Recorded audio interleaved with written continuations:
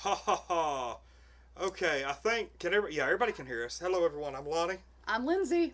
And we are Untitled Nerd Network, brought to you by Infinity Flux out of Hickson, Tennessee. I'm going to turn that volume up just a little bit on that microphone to where everybody can hear us loud and clear. Loud and live. Live. Yeah, absolutely. This is a very special night. Oh, holy crap. Okay, so everybody in the chat already. The chat's already really busy tonight. Whoa. Let's see. Mary's in, saying we're late. Actually, no. By my clock, we were right on time tonight. Let's see. Red Plumber says, came as soon as he saw the notification. Douglas C says hello. And Beaver Vision, Joel Beaver himself, says, hey, I know this theme song. Of course. He performed like right before Radio Cult at Chattanooga this year. So, all right. So this is like a really big show tonight. So big. Huge. It's actually pretty good. Mm-hmm. And like Lindsay's kind of been planning this, and she threw it at me today, like, "Hey, are we doing a guest?" And I was, "Yeah." So doing a guest. We have one, and it's a good one. Not only that, but this is our 3-year anniversary show. Mm-hmm. As our 2nd year anniversary happened last year. I did the show with basically like a couple of temporary co-hosts. I was in absolute limbo. Had no clue where the channel was going. Had no clue where this show was going. And like, what was it, a month later?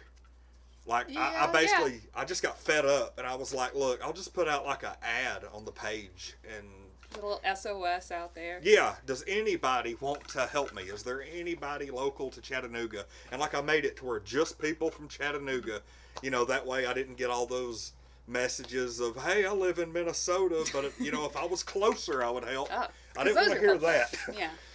And so Lindsay was like the only one who messaged me, and I was like, No, Lindsay was the best one. Oh, yeah. Of all of them, of all the many applicants that put their work forward, I rose above the hordes of co-hosts. It's not so bad to put it the way I did, because the way Facebook's algorithm is, only like 8 people saw the post. So, anyway. Just trying to make it sound more grand. Yeah. Right. Oh, yeah. Just out of thousands of applicants, she rose above. And was like, I'll do it. I was like, okay. So I was a bit more eloquent. We like, you know, I was cautious to begin with. I was like, oh, we're running you through on like a 2 or 3 show, like probationary status. See how it works, because, you know, we could probably be about as compatible as oil and water. But no, it worked. Well, you know, oil and water does make, you know, pretty rainbows when the light hits it, right? So it still might have worked. Yeah, like a few weeks ago when my car had that oil leak and it rained. Exactly like and there was just a pile of rainbow flowing out. You were just like, this is the best thing that's ever happened to me. Look at these pretty rainbows. I was so thrilled. Yeah. All right. But I was happy. So yeah, 2-year anniversary we call the before times.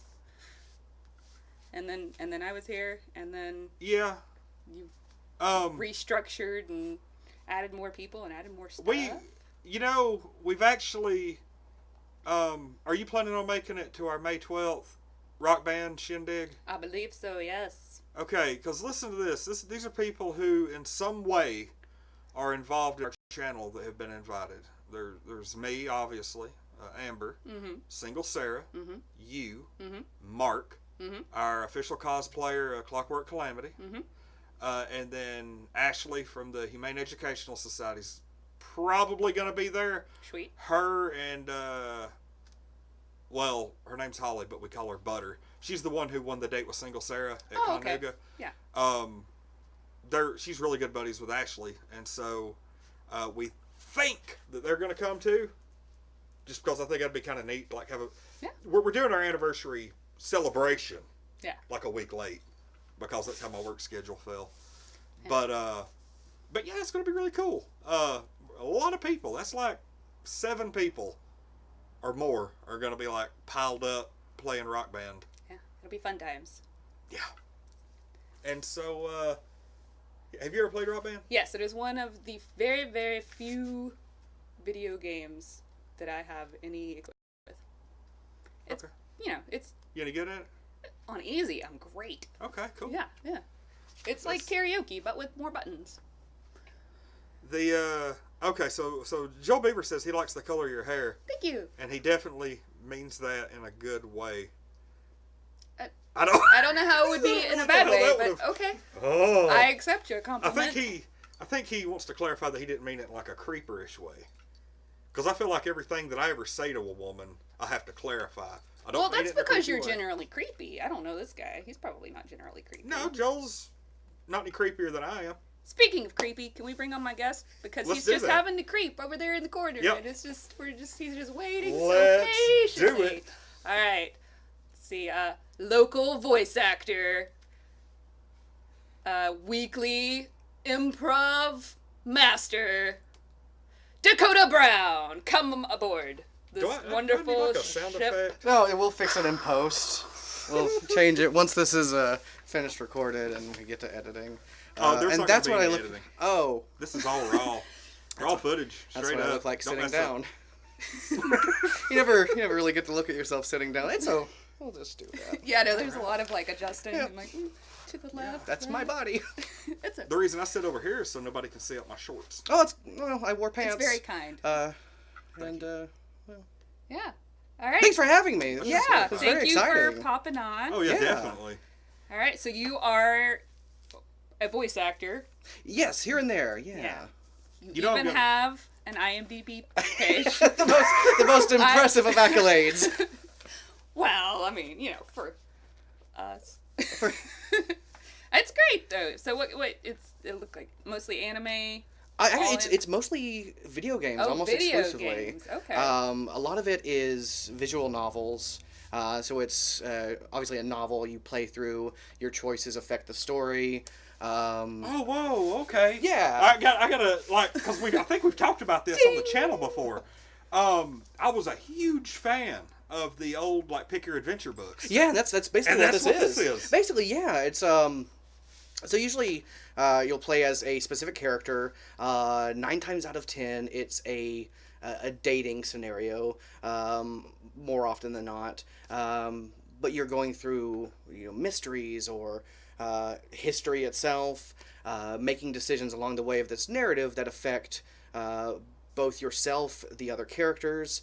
Last week I recorded a line for a game coming out called Quantum Suicide by Cotton Candy Cyanide. Those rhyme, so it's always hard to figure out which one is which. But I had to record my death line on the first day of recording, and I thought, well, that's the end of it. That's the end of my work for this. But then remember that this is a visual novel, so just if you make this series of choices on the first day of the game, my character could die. But in reality, there's going to be much more recording to do because he could feasibly survive till the end, depending on how the player wants to romance him, I guess. Oh. Yeah. Oh. That's exciting. So how does that make you feel to be romanced by countless people? It's exciting. The visual novels are pretty new, so they haven't been released. I've had a few games released, mostly on Steam. The big one that's out is called Heroes Never Lose, Professor Puzzler's Perplexing Ploy. Where I play Professor Puzzler. It's a tile-dropping puzzle game in the vein of Tetris, but more like Puzzle Fighter. And they have this entire cast of heroes and villains. Okay. So that's available, but the visual novels take a long time for whatever reason. They're typically like a 2-year development cycle for the voice actors specifically, so I'll be recording for a while.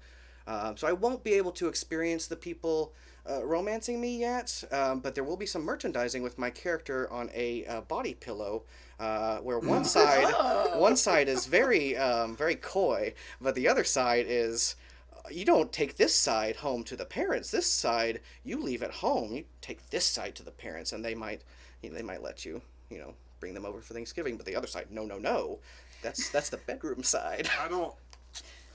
Okay. So one side is sexier than the other. Well, it's all subjective. Right. One side is certainly more clothed than the other. Oh. Yeah. Does it look anything like you?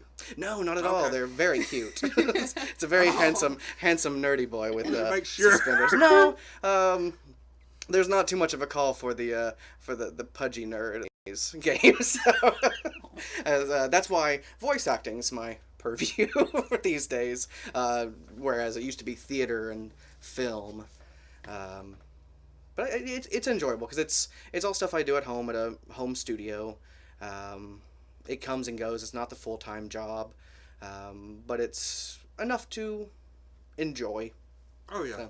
So do you come up with like different voices every single time and practice them and make sure each one's as unique as you can? Yeah, it's all based on the casting calls. Typically, the visual novels, my voice is, you have to know your typecast. I studied at the New Actors Workshop, a satellite of it that's run out of Chattanooga. And you're kind of taught to embrace your typecast, and my typecast is nerdy, low status, chubby friend. So you hold on to it, and because that's how you get work. You just embrace it and you say, that's me. And with voice, after recording a few things, I realized that I kind of have I'm a tenor, and my voice is very much like a high schooler would sound, like a high school Japanese boy in an anime. So I do tend to do a lot of protagonist work for these visual novels, where I just use my voice, but bring it up a little bit and utilize it. All right, say something way. high school Japanese boy-like. I'm going to see if it works for me. Okay. I'm just going to put my shoes in the cubby and get with you. Jim's going to be a real bitch today. Oh, yep, it works. I see it. Yeah, because, yeah. Well, you were telling me earlier that you had a pretty neato phone call yesterday. Yeah, with one of my favorite things ever. I didn't know that. But to supplement the voiceover as opposed to just doing the 40-hour work week, which I also do, I write for animation. Now, nothing has ever been produced, but I have a catalog of pitches that I've pitched to studios, I guess internationally, because I've pitched to Canada and America now, and Mexico. But that's taken me to Burbank to pitch to Nickelodeon and Disney. And yesterday, even better than that, the best one. I had a phone call with Jim Henson Studios about some possible projects. Summer, it means nothing has been signed, there's been no purchase, but it's just a very exciting thing, and a good testament to I guess what you can do from home, because I didn't go to Burbank for this. This was all done through emails and connections and just putting myself out there, not to be braggadocious by any means, but it's just it's a good reminder for me that if you put yourself out there, something's possible. Yeah. And that's how the voiceover came over. That's how any of the pitches come over.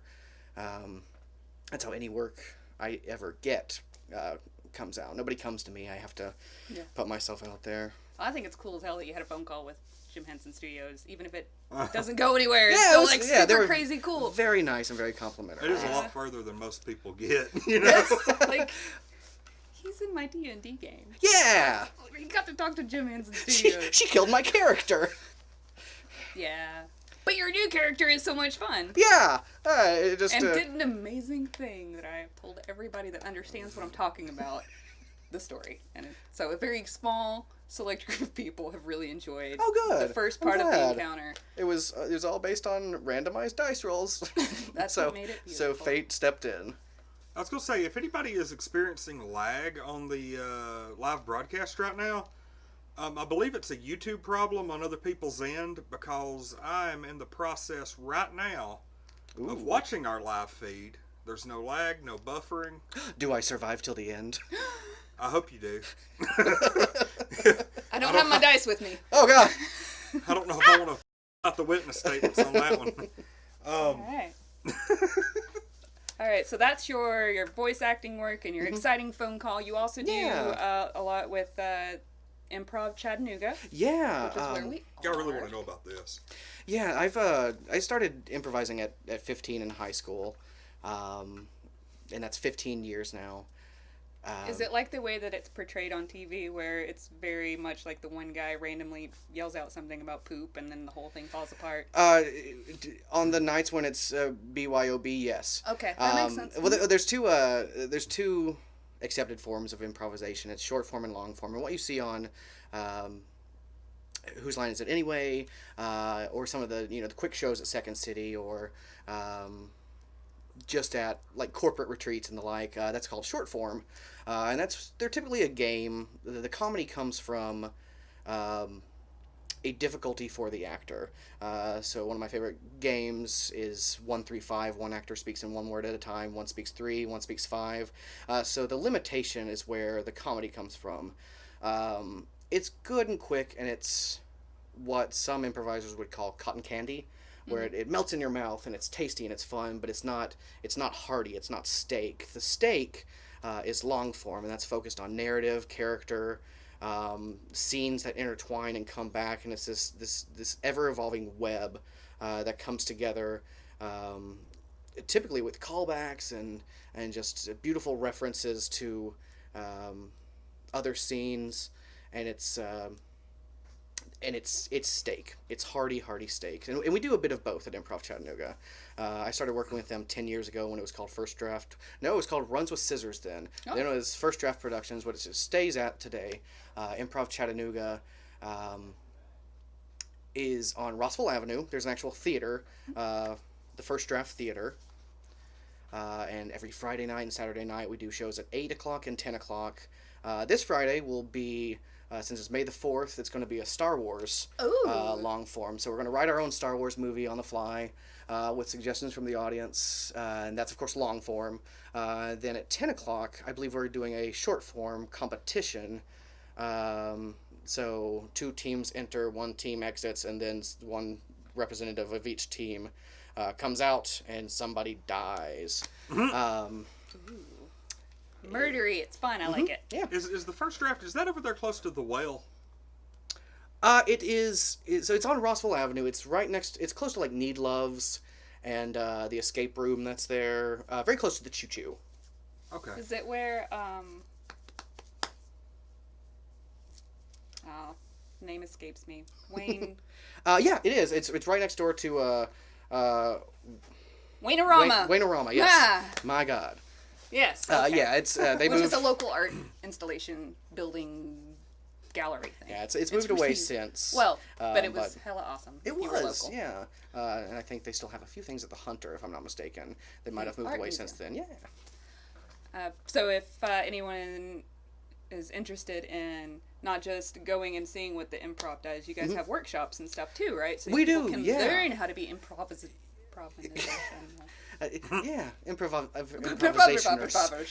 Yeah, typically the best way to find out is through the Facebook page. If you just look up Improv Chattanooga, it'll show up there. They'll post whenever there's classes. There's several classes. There's beginners, intermediate, and then advanced classes. It's contagious, I'm sorry. It is. But a lot of times the people that go through the classes end up performing with us on a regular basis. So there's certainly incentive to go through all the classes. Kevin Bartolomucci and Stephen Disbrow teach the classes, and they've been doing it long enough so that they know what they're doing.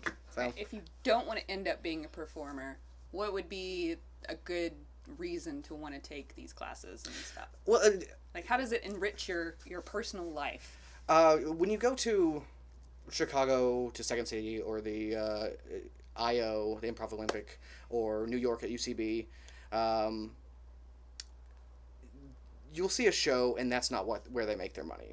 They make their money based on corporate retreats, where they'll teach corporations how to interact with each other, how to build the team as one, how to collaborate, and it's done through theater, much like D&D does a lot of times. Yeah. I keep trying to talk my company into doing company-wide D&D, but I just can't get everybody on board. It's good. So maybe I should start smaller with improv. Maybe. Yeah, but it's even if you don't want to perform, even if it's not your milieu, learning to work with others, learning to collaborate, and learning to build on ideas that you didn't have yourself is an important venture. So that improvisation certainly helps that, and First Draft Theater does focus on building upon what others create. That seems like a handy skill. Yeah. That actually sounds like something I would want to see. It's fun, yeah. It's different. Yeah, like I said, it's tomorrow's our Star Wars show, and I promise a mention of Bib Fortuna on some level, which is obviously not improvised, but you can't just forget Bib Fortuna. Dude worked for Java, and that wasn't a good lifestyle. I'm sure you need some respect. I will say the official anniversary date for Untitled Nerd Network is May 4th. Oh. It was coincidental. It was not by design. That's nice. But once I realized, hey, we're going to establish this channel on this day. Hey, how cool is that? It's pretty rocket. That is cool. It's easy to remember. It's apropos. Yeah. So y'all are actually doing the show on our anniversary. Oh, that's awesome. Yeah. You need to remind me of that when we're done, because that would be a fun. Yeah, to go do this. It's a fun one. We've gotten some really good crowds lately. A lot of people from out of town. It's a big bachelorette party destination.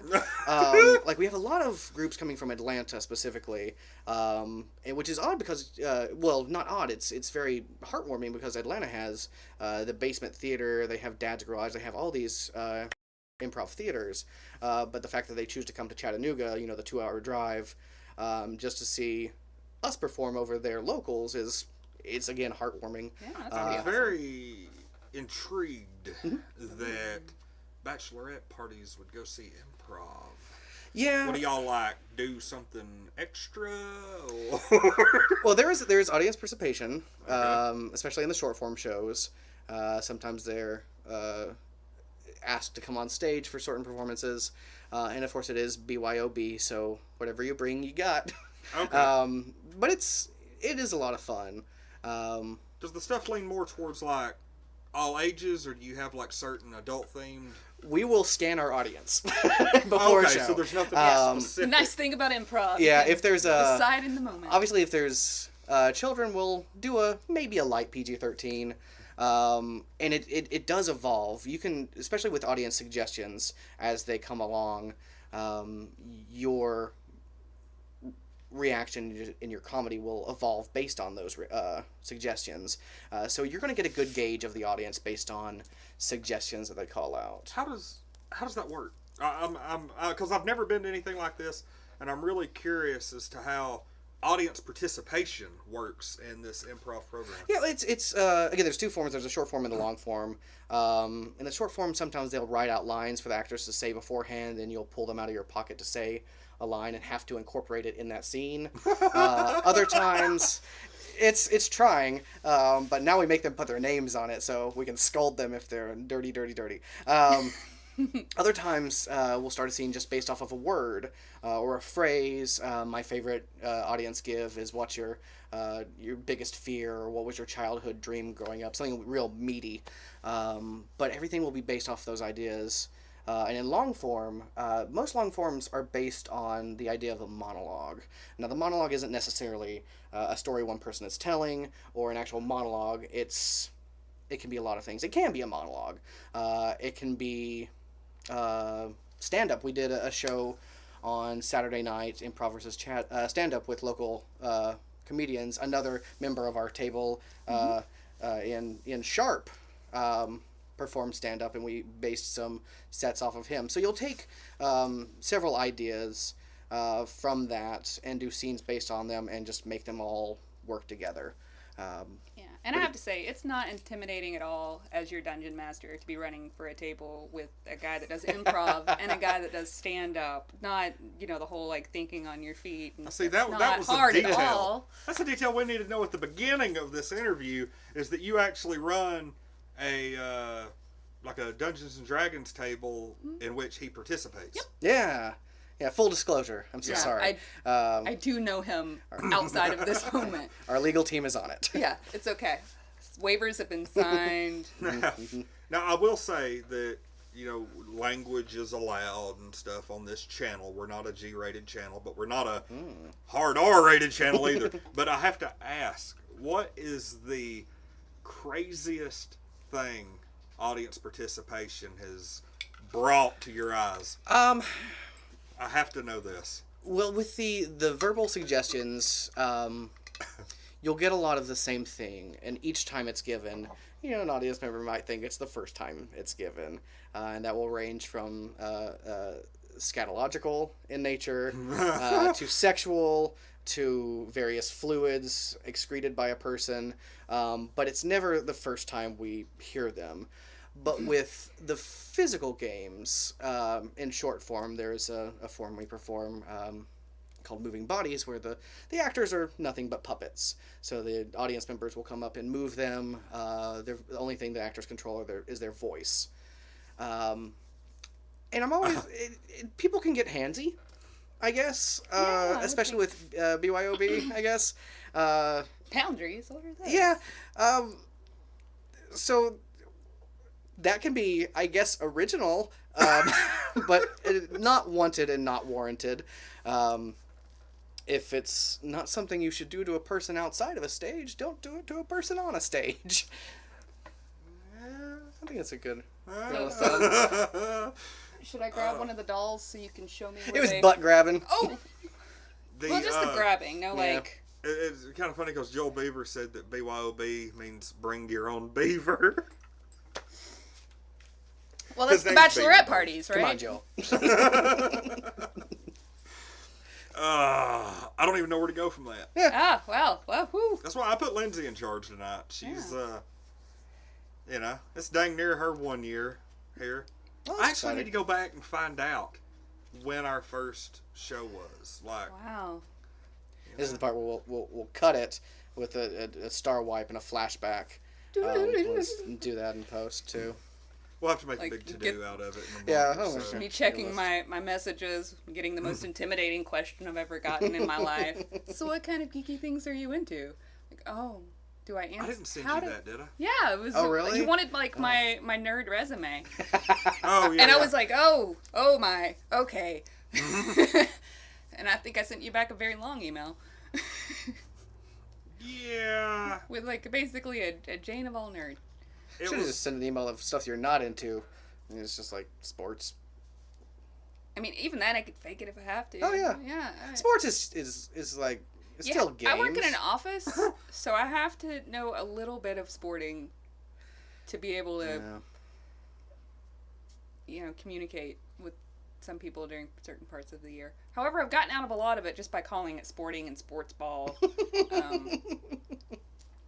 A fine show of it was. Yes. There's that, when the Super Bowl happens, everybody gets... Apparently basketball is happening right now because my intern and my former intern who got hired on full-time are fighting a lot about Colby. I don't really remember what their fight is about exactly. What's going on? I have no idea. I know that they bicker so much that was it yesterday? Yeah, yesterday I got fed up with them and actually fussed at them. But called them my kids' names because it was just like a quick snap. I was like, Fletcher and Owen, if you don't stop right now. I mean, Carson and Lance. Because they were just like all day about basketball. I don't know. It was total. Anyway, I digress. It's not shocking for anyone. I would like to say that while we were talking about this, the anniversary, the first show you ever did with us was on July 13th of last year. Oh. Okay. Yep. So that was right before I went to camp. And I'm going to, basically leave it up because we're going to take just a little gander at it after the show. Because it looks interesting. Just a little snippet that I saw. Yeah, well. We have plenty to review. I guess it's almost like when somebody makes it big in the Russo brothers, just got through doing Infinity War, and it's like the biggest opening of all time. Yeah. If you were to go back and look at their first independent film and compare it to Infinity War, they're like, let's just wipe that from existence. Yeah, because you guys have that Disney budget now. Yeah, we do. Disney budget. So, 20 years from now, when the Dungeon Monster has a Disney budget, we can look back. Yes. At that. I still hope to be doing this in 20 years. I really do. It's a passion. Where do you see yourself in 20 years? Your goals. Just your aspirations. Hopefully doing the same thing, but on a basis where I can make enough money to do it on a more frequent level. Yeah. Now, that doesn't mean fame and fortune. It's just I want to continue pursuing my passions. And if somebody would be willing to offer the funds to continue that in whichever way it can be, that would be perfect. It's just I'm going to do it anyways. Now, whether or not that interferes with my 40-hour a week real job, or if I get to do it from a personal office where I'm not forcing my deadlines to not be reached, is to be seen. Yeah. Y'all weren't talking about football at all, were you? It was basketball. I think sports in general. I think I may have said the word Super Bowl. Super Bowl was mentioned. Okay, because Joel Beaver said foosball is of the devil, so. Well, that, like, foosball is the, Hey, like the thing. It is what it is. With the little guys that spin. That's yeah, fun. And that's a fun game. There's 3 of those wands, and on each of them there's 6 like little foosball. players. But he also mentioned that hopefully in 20 years he'll have his star on the Walk of Fame. Ooh. But which Walk of Fame remains to be seen. Yeah, I think there's one in like Kansas. I think they have one in Rossville. Probably. There you go. You'd be the first. We could just start our own. It's fine. We could just get some spray paint, gold spray paint. The UNN. You know how easy it is to get a permit? Yeah. You just sign a couple of things and they'll let you do anything. Yeah. Really? Yeah. Holy crap. Don't even get a permit. Just go. I mean, people tag around town. That's true. Yeah. Jackhammers can be rented. Cement mixers can be rented. I don't know where you get a star. I mean, we just paint one. A stencil. Yeah. Oh, well. Yep. Maybe a little bit of pre-planning. Lindsay hooked us up with that. Find your own stencil. path, beavers. Yeah. We put like a dragon stencil instead of a star. We won't force your future. No. No, it's not what we do here. Your destiny's your own. For now. I don't. This is just like. Camera zoom. This interview was derailed. All in post. I can't believe that something I'm in charge of is derailed, and that's just insanity. All right. Well, I think we've covered the main voice acting, improv, Jim Henson. D&D. That's. I don't. You had the nerd news. Do we have any nerd news? Well, he actually brought one up that I was very interested in right there we go, right before the show, and that was I'm so in charge. Other people did the things for me. the scary stories to tell in the dark. Synergy. Yeah. Like I actually kind of want to pull that up on the phone real quick, just see if there's been any updates. Yeah, please do. There was something 2 or 3 days ago, I think on cartoonbrew.com. Yeah. Is this the scary things? Yeah. Not Chicken Run 2. No, but that is in also development. Scary. Yeah, I mean it's a World War II allegory. I'm not a huge fan of that style of animation. That's just claymation. Well, no, just that particular. Just like that artist's style. The Aardman Studios, the Wallace and Gromit. Yeah, I mean it's not fun. It's just not my favorite. Okay, so Del Toro isn't going to direct it. He'll co-produce, and I didn't know he co-wrote. Oh, he co-wrote and co-produced it, but he's not directing it. Right. The director who did 2010's mock doc Troll Hunter, Andre Overdahl. Let's see, The Autopsy of Jane Doe. Scary Stories to Tell in the Dark is set to begin filming this summer. Sweet. Where are they filming? It doesn't say. Maybe it's Georgia. Maybe they film a lot of things in Georgia. Everything films in Georgia now. Got that tax credit. Yeah. But it's really exciting because that is quintessential scary enough for a kid that you could read and still survive the night. But it's scary enough that you're not going to sleep that night. It is horrifying. I read a lot of those at like 8 and 9. Yeah. So it was. Matter of fact, I have a cousin who is 31 who still, if I bring out, there was the book or the story called The Thing that had like the creepy old dried up shrunken face on the corpse or whatever. And like all I have to do is just open up the book and put like a little weight on it to leave it open, and put it in his living room. Like he'll just go upstairs and be done with it. That's understandable. Like I'm sure there are a lot of people like in their 30s or even early 40s who now, if they were to see this, or see this book again, they're like, oh dear God, start having flashbacks. Major issues there. Childhood trauma. Yeah, there are two that stick with me. It was the farmer who cut off his toe with a garden hoe. And he was just very casual about the whole thing. I don't remember the narrative. It's just a man cut off his toe, and he didn't care.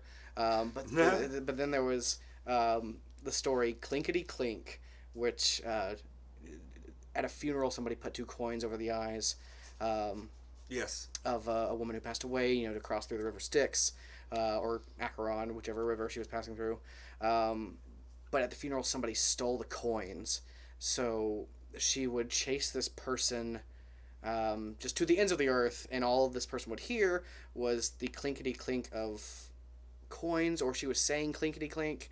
And the story was, it was scary. It was okay. But the image was just this gaunt, ghastly woman with stringy hair, and this was years before Japanese horror was really released in America, and it was the first I saw that just an image just haunted me to the point where I would just like stay up at night drawing the woman as if she was coming for me, and I was leaving a message to people. This is what killed me.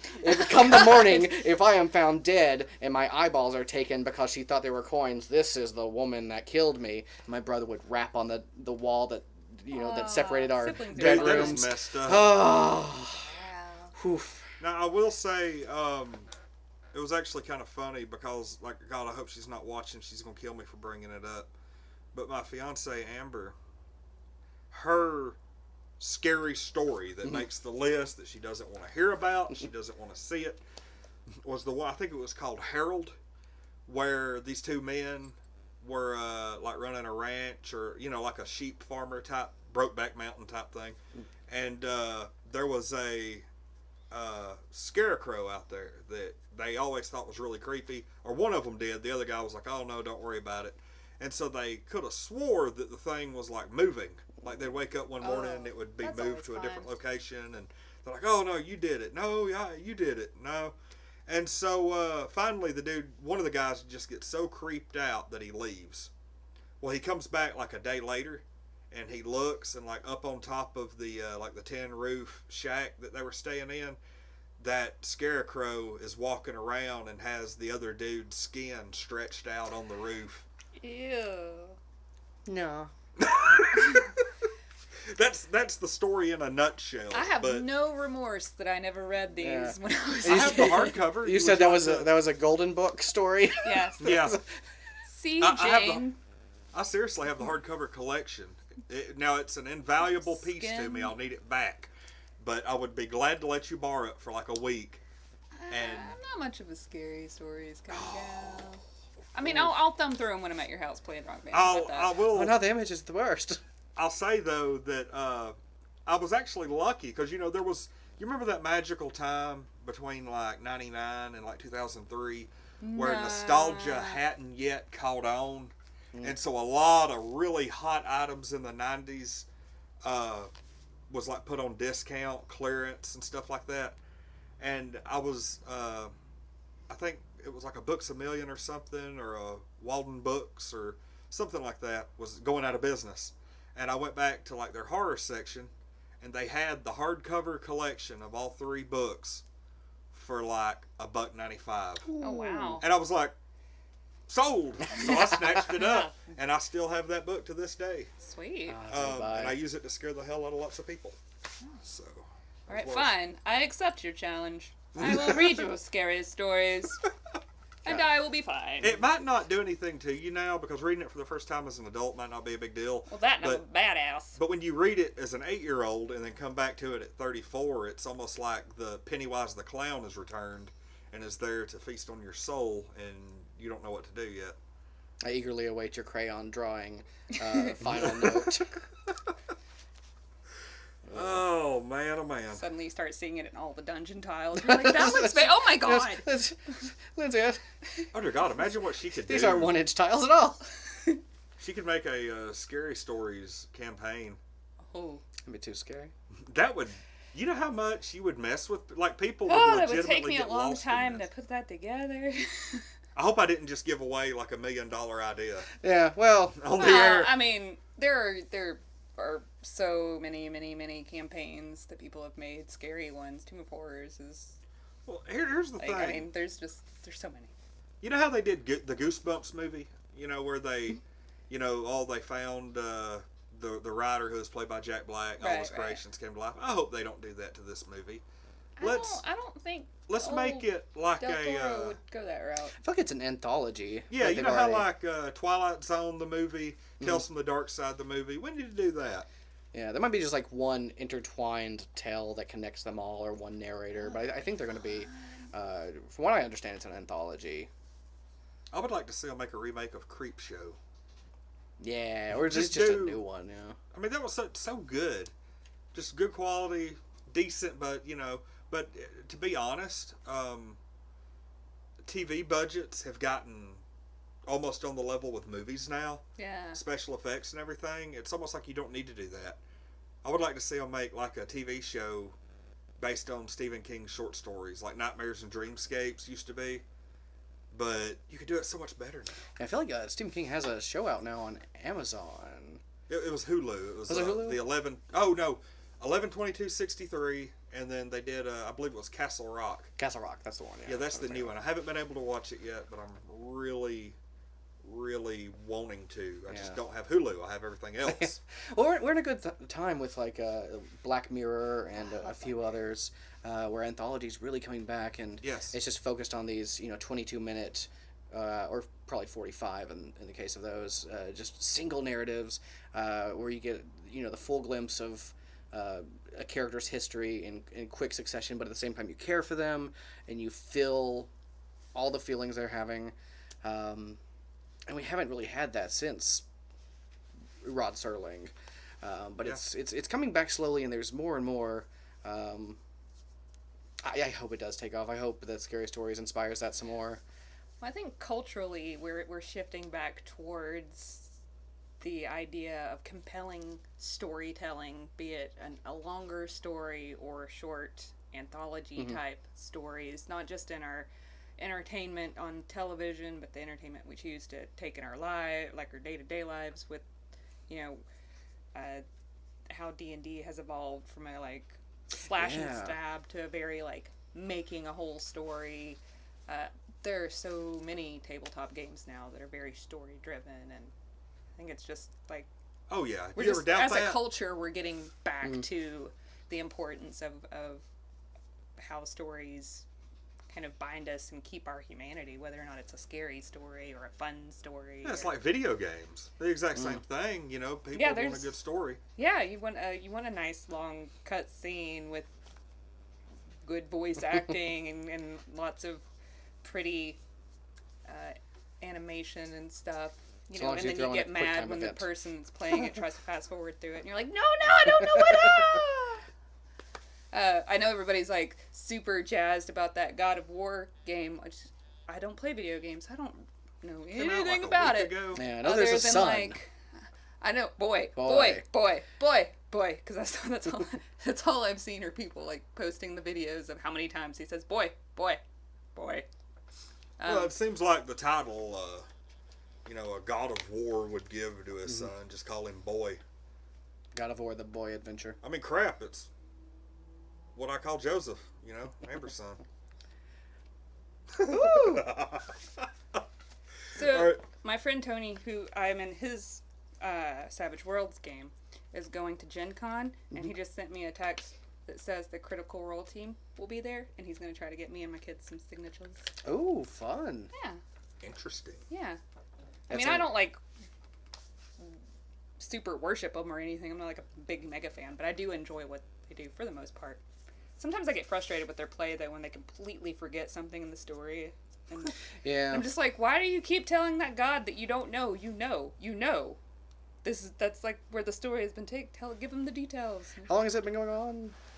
Oh, a couple years, I guess. Years, yeah. Like, I'm still wrapping up listening to the first campaign because I read something. I was slow getting into it. About 2 days ago that really reminded me of you, and it was people were basically talking about whenever they play Dungeons and Dragons or any type of role playing game, how a lot of times they'll roll a perception check, but there's like nothing there to see. Yeah, sometimes there's not. Yeah. The dude said that like the character had like a really high perception, and he rolled a natural 20, and he said that what he did was like for just a split second, he told him that all of his companions suddenly appeared as flat paper cutouts, and they were standing on a flat map of the dungeon, and they were surrounded by a table of giants. Oh, that's fun. And he was like, and then suddenly, just as quickly, it was gone. It's like, wow. That would be a fun thing to do with fun. that. I like really high perception checks when there's literally nothing to offer anyone because there's just not anything of consequence. Do you have those people who want to explore everything, and they just look constantly? Not in my current group. I do have somebody that wants to talk to and or tame all of the animals, which gets a little cumbersome. But is that you by chance? No, it's not. I mean, it's not the worst. I accidentally ever. created some animals recently, though, so it's those not are gonna be hard. tamed. I mean, he's just playing his character, and it's great. Not with him, but there was a kid at the library that did the same thing and ended up getting his character's hand almost burnt off, and he got stabbed by doing the same thing. In a different game, not with the current people, it's probably about 6-7 months ago, I had somebody, and they kept trying to speak with animals, and they're going to ask this cow questions. It's a cow, it knows cow things. It can't give you, like, numbers or, are these bad guys up ahead? It's just like moo, and they feed me. And so I felt really like almost helpless in regards to giving the person what they wanted because there was not anything there. So that's kind of where some improv comes in, because you just kind of got to roll with it and at least try to make it entertaining, even if you can't make it well, we're gonna wing it. Yeah. I mean, the big rule of improv is accept given circumstances, which sometimes people always say yes, which is no, you can't always say yes. But like if the frustration of somebody trying to do something and they can't do it even with a natural 20 is just the best thing in the world. If it is a rock, if you're trying to push a mountain into an ocean and you roll a 20 and you have a +8 somehow, so you're at a 28. The number you're going to be trying to reach to push this mountain into a lake is somewhere in the millions, I'm sure. So even though you've capped what a player character can do, it doesn't mean that you're going to be able to change the rules of the universe, to bend reality at your whim. Yeah, that and is the frustration true. is so wonderful. Well, it's a nice life lesson for people. It is, to find out there are limits and to accept them. So that's kind of the fun thing about being a DM, is you're also teaching people to, life lessons. That's why I'm the dungeon monster. Do a wisdom check before you do that. That's what they did with like Steve Rogers, Captain America. The super soldier serum made him the maximum ability that a human being could have. Strength, and speed and all that stuff. The maximum. Handsomeness. But he could still get his ass kicked by the Hulk. Oh yeah. So you can still reach your limits. Yeah. Even if they are magically high limits, they are still. But there's no way. And even the Hulk. Well, never mind. I'm not going to say anything about Infinity War. I don't know. Yeah, I'm gonna. Me and the boys and the husband and his kids are gonna see it on Sunday. So okay. I'm going to see it on Saturday, and I'm going to text you. All the things. Oh, I'm not going to. That's wrong, no, dude. That would be awful. I don't think I would. No, I got to spoil it today. But speaking of limitations and stuff, I have a friend we were discussing his campaign, and one of his players wants to be a god, and I was like, you should just not even run the game if you're going to let somebody actually just be a god, because how do you put a limit on that? How do you cap that? Well, they die, and then they are resurrected in the astral plane, and they're out of the game.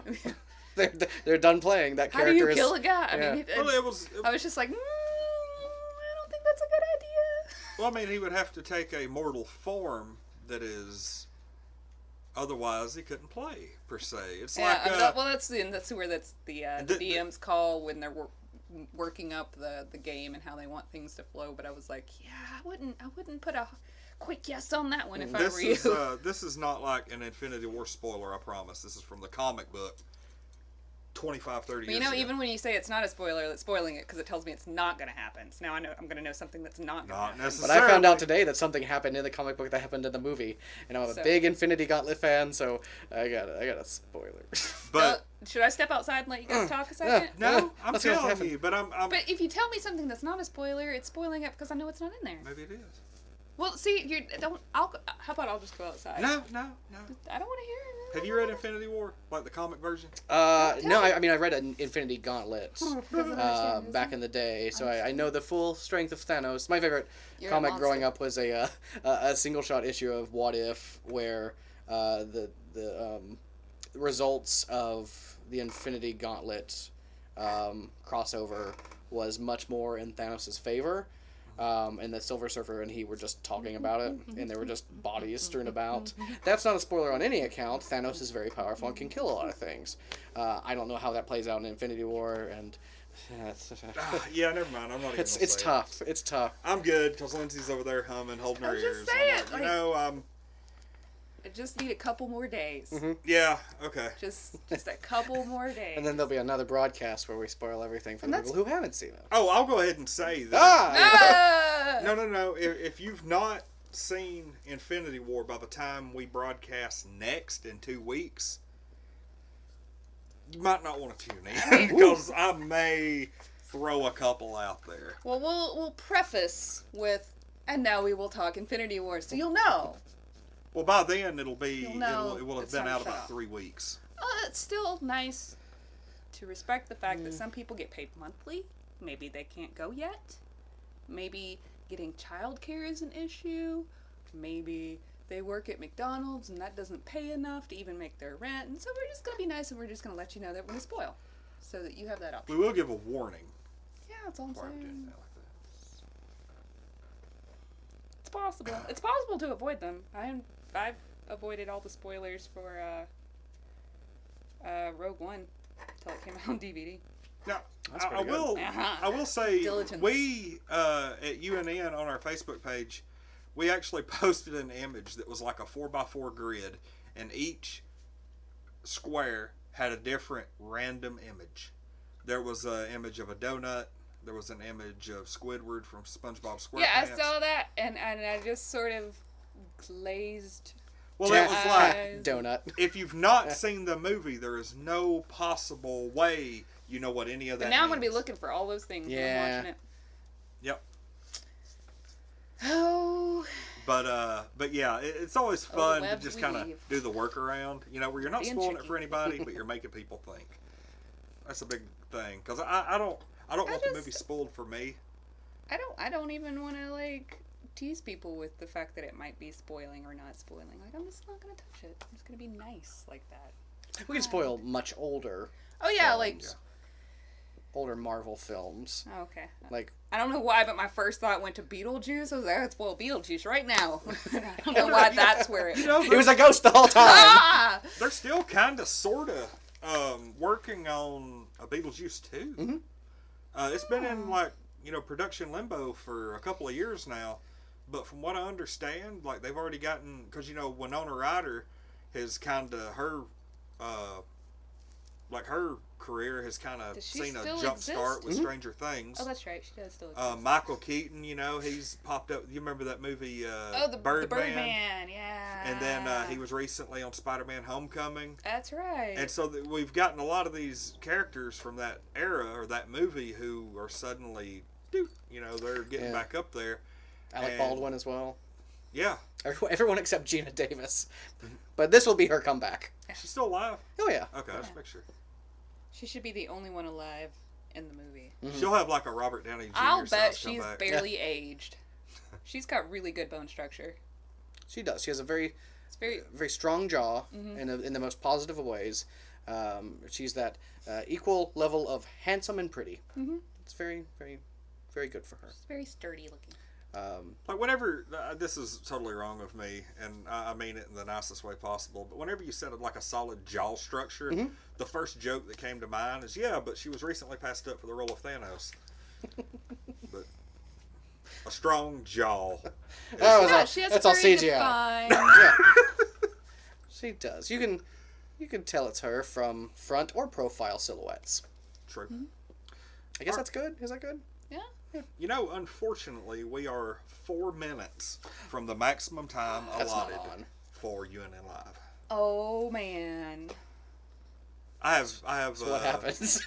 I have a hot dog dinner to get home to, so I'm really kind of. Yeah. Well. But we are going to look at our first show for a minute. Ooh. All right. Well, any parting words of wisdom for aspiring voice or improv people? Sure. Humans? Just do it.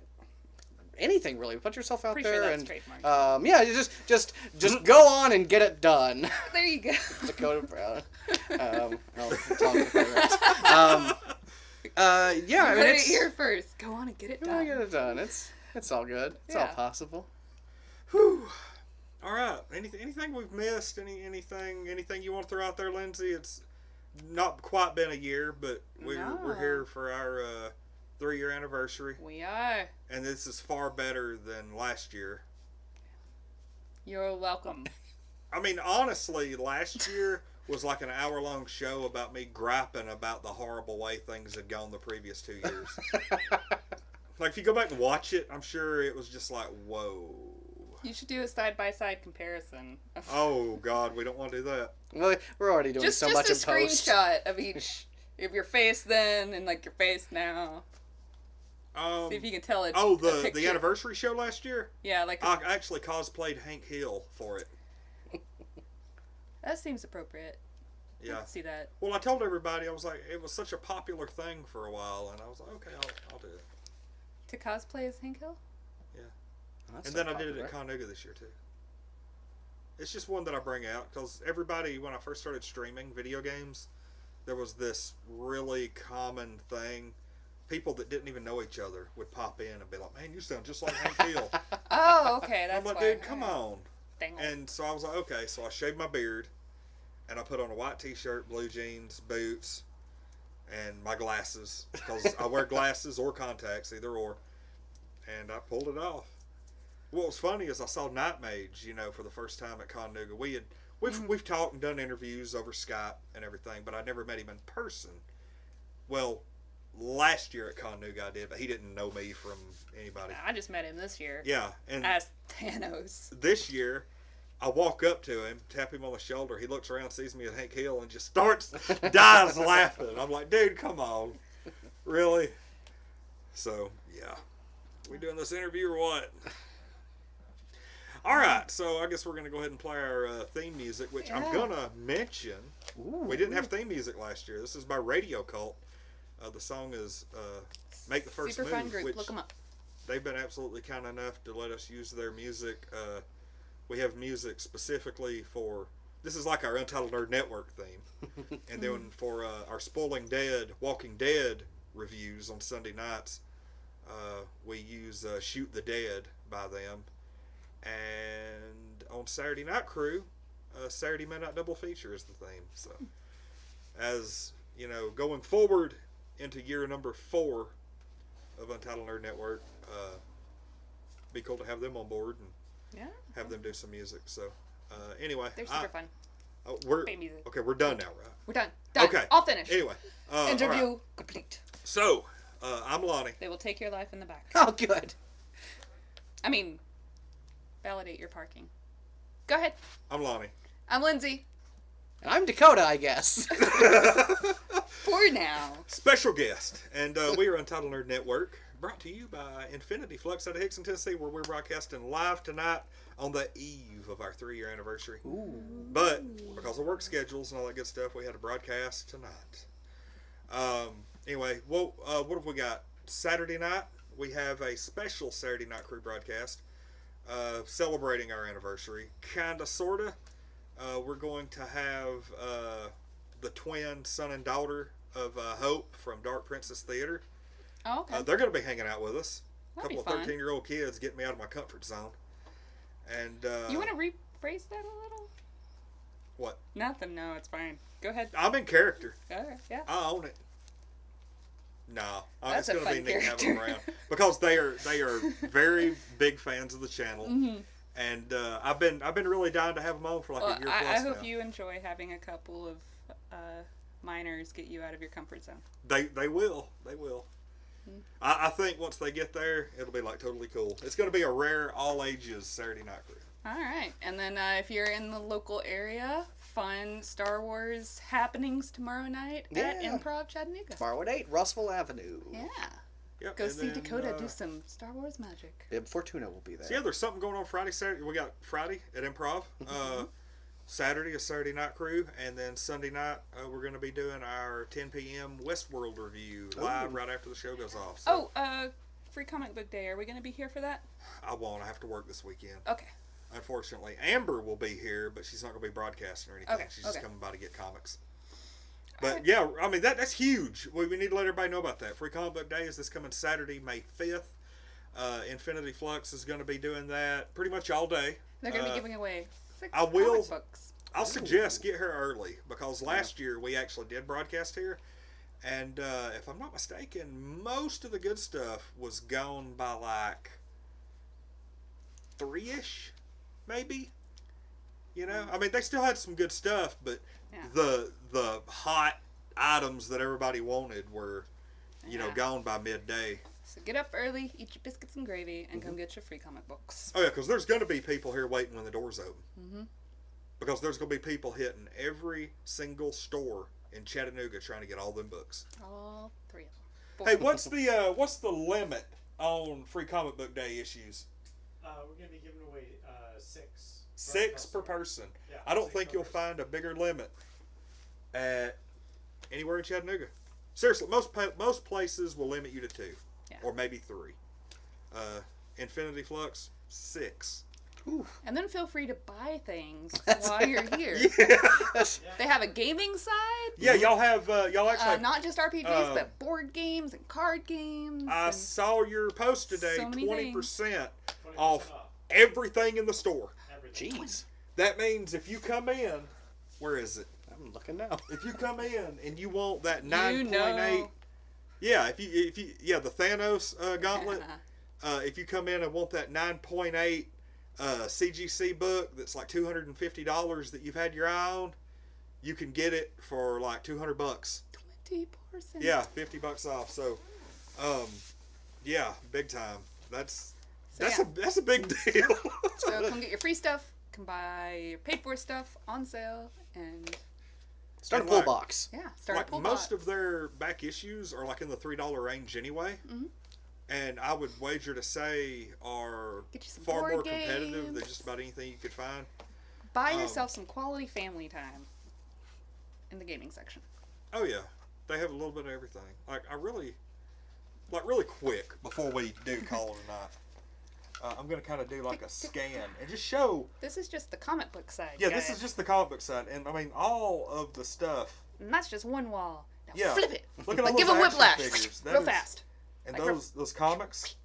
You're not gonna do it real fast. All that stuff over there, and then. Ooh. Hey. And then there's the new issues. Just a massive wall of neat stuff. But and then it's just like that, but games on the other side. Yep. Oh yeah. But anyway, we are 5 minutes past the hour.